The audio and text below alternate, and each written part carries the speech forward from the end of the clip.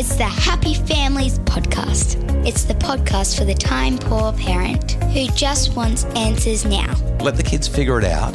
And when they've got that level of autonomy, when we take the pressure off, they tend to do better because they know that it's on them. And now here's the stars of our show, my mum and dad. Hello, this is Dr. Justin Coulson, the author of a bunch of books about how to make your family happier. I'm sitting here in like an Airbnb on the coast trying to work out if this feels so strange. It's not our studio, Kylie. It does feel a bit echoey. It feels a bit everything not quite right, but we're going to get through this podcast. In fact, I'm really excited for today's topic. A couple of weeks ago, I had somebody say to me, the whole parental guidance Channel 9, talking about parenting styles, and somebody said, well, what sort of parenting style are you? I was running a webinar about parenting styles. And I said, well, I don't normally get involved in what I'm doing. What I'm doing is highlighting to you what the research seems to show. I was talking about how you can be authoritative, which means that you've got high levels of demandingness and high levels of responsiveness. Or you can be authoritarian, where you're very demanding, but not quite as responsive. Or you can be permissive, laissez-faire, where you're sort of pretty responsive to the kids, but not particularly demanding. And then I started to talk about this thing called autonomy supportive parenting, which is where rather than making demands of your children and being responsive when they need you, which is what Diana Borman's thing's all about, autonomy supportive parenting is about being involved with your kids and helping them to work out how to structure their lives effectively. It's a totally different approach, and it's all about giving them a voice, giving them the choice in their lives to figure things out. And the person was really intrigued by that, and we had a great chat about it. But Kylie, the reason we're talking about this today is because I stumbled upon an article about how Dutch parents help their kids to be super self-reliant. In fact, the article, which we'll post in the show notes, the article is from Your Modern Family, and it's called How Dutch Parents Make Their Children Self-Reliant. And I realised as I read the article, we're Dutch. We're Dutch? We're Dutch. And we didn't even know it. You're a Dutch mum, I'm a Dutch dad, at least according to the article. We're effectively, Dutch parenting seems to be autonomy supportive parenting. And I'm not surprised when we look at the way Americans, people in the UK, Australians, Kiwis, the way we raise our kids, there's a fairly high level of intensity around it. And you and I often clash in terms of our values and the way we raise our kids with what the mainstream parenting approach is, which is authoritarian, authoritative. That's where most people sit. And I realise we've just been brought up in the wrong country. I'm glad I wasn't born in Dutch. What country is Dutch? Is Dutch? Holland? It's Holland. I'm so glad I wasn't born in Holland because I don't speak the language. You'd have a really hard time getting around, wouldn't you? But I parent Dutch. we parent Dutch. Who knew that? Well, how do you know that we parent Dutch? Well, based on this article, there's 3 or 4 things that they've highlighted that Dutch parents do that make their kids self-reliant. Well, they speak Dutch first. Yeah, I'm not convinced that speaking Dutch makes your kids self-reliant, but maybe. The first one is that they have fewer rules. Aha. So literally, how many rules do we have for our kids? If you were to list them, do we have any rules for our children where we could write out these are the rules? No. Oh, come on. We have some rules. We have values. Well, we have that. Guide. The kids don't swear. At least we hope they don't. Not at home.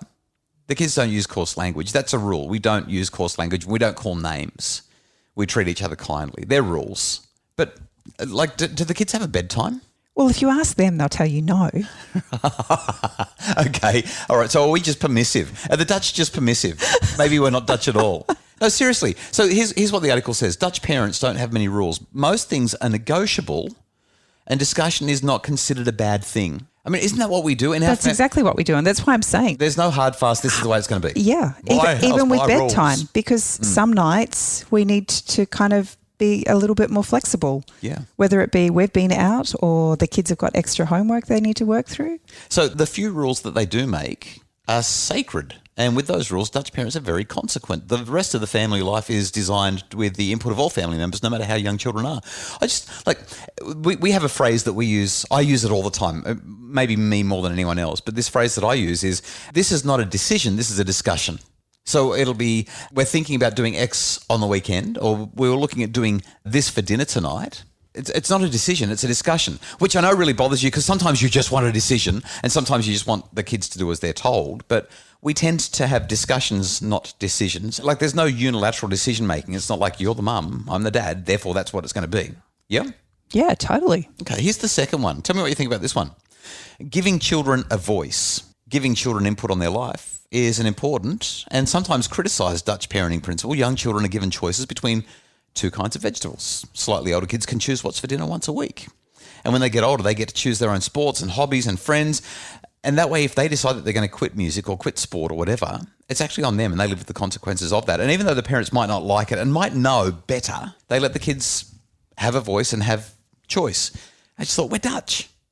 One of the things I love specifically about that approach is just the way we're able to build strong, nurturing relationships with our children because they don't feel like we're dictating what has to happen in their lives. They actually feel like they have a say and they get to have some autonomy and control over what's happening. Yeah, and I want to be really clear here. Our style and the Dutch style, we're Dutch. It's actually just it's autonomy supportive parenting, and I think this is why they're so level, they're so balanced, right? I mean, people in that part of the world, whether they're Scandinavian or Finnish or Dutch or whatever, people in that, I guess I'm going to say loosely, I'm not great at geography, but I'm going to say loosely Northern European area, there seems to be a real balance to the way that they live, the way that they govern themselves and that kind of thing. And I get the sense that what we're really talking about is this, they're not leaving the kids to just figure it out for themselves. What they're saying is, let's explore, let's explain some guidelines, and now let's empower you to come up with some ideas. It's the 3 E's. We're Dutch. Well, after the break, we're going to talk about the 2 other things that Dutch parents do and some of the disadvantages of Dutch parenting. It's the Happy Families Podcast. For a happier family, try a Happy Families membership because a happy family doesn't just happen. Details at happyfamilies.com.au. It's the Happy Families Podcast, the podcast for the time-poor parent who just wants answers now. Dutch parents, they don't put any pressure on their kids. No pressure. That means that things often don't happen in a timely fashion. Things like kids get to explore their own passions. There's no pressure around school, not making them do homework. They just get to figure it out for themselves. Don't have to go straight to university if you want to go and do a trade or do a community college course or something at TAFE, that kind of thing. I mean, this is sort of sounding like the things that I've been bleating on about for years, right? Let the kids figure it out. And when they've got that level of autonomy, when we take the pressure off, they tend to do better because they know that it's on them. One of the things that we've experienced time and time again is that by giving our children a voice and allowing them to have an opinion. They get noisy. They get noisy, but sometimes things don't happen in as timely a fashion as we would like. And sometimes things don't happen. Like, really, we want our children to do something and they decide that they don't want to. And sometimes we just say, well, we don't really have any rules around this. And so sometimes that slows things right down because then we have to have a discussion. Right? It doesn't mean that we're going to necessarily get our way, but we're going to get curious, not furious. We're going to explore why. Well, that was what I was about to say. It also doesn't mean that there needs to be contention in the home as a result of that. Our children have a different opinion. They have a different perspective. They're seeing things so differently to us that if we're able to take a step back and instead of getting furious, take the time to be curious about why they feel the way they do. Often, our kids have actually talked us round. Yeah. So I think this comes back to that principle that I talk about from time to time that I got from Stephen Covey, that fast is slow and slow is fast.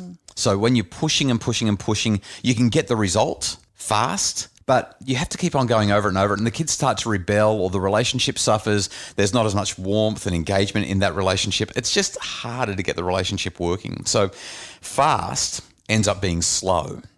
Whereas slow, doing it the Dutch way, doing it the autonomy supportive way, you might have to explore a lot and spend a lot of time explaining, and then you empower. And sometimes the kids actually will literally choose not to go down the safe, healthy, wise path that you're encouraging them to.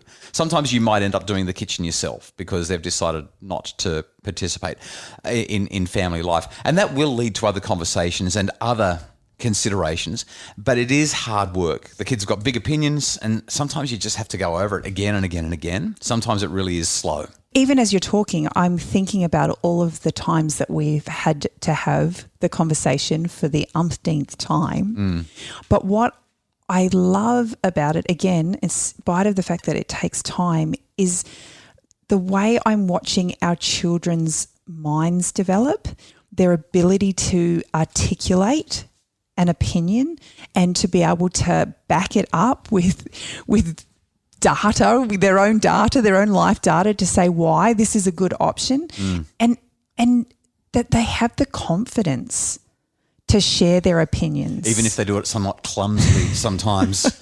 Yeah. No, these are life skills that they're going to need outside of the house, and we're better to learn and practice than at home in a safe environment. Yeah. So Dutch parenting, also known as autonomy supportive parenting, the reason we're talking about this is to highlight this is kind of how we do it, and it's obviously how they do it in the Netherlands. So I'd never make any money over there. Like I couldn't have a career as a parenting expert over in Holland because they're already doing it. But more than anything, what I want to highlight is that it is hard and challenging, especially in a culture that doesn't necessarily embrace it. But there's loads of evidence behind it. It seems to be one of the most powerful ways that we can do it. And the critical thing here is it teaches kids to be self-reliant. They learn to not rely on you or me and our opinions of them. They learn to figure things out for themselves because of those careful conversations that we're having as we create the right structure and stay involved. I might have a few extra grey hairs. Yes. But might look a little tired.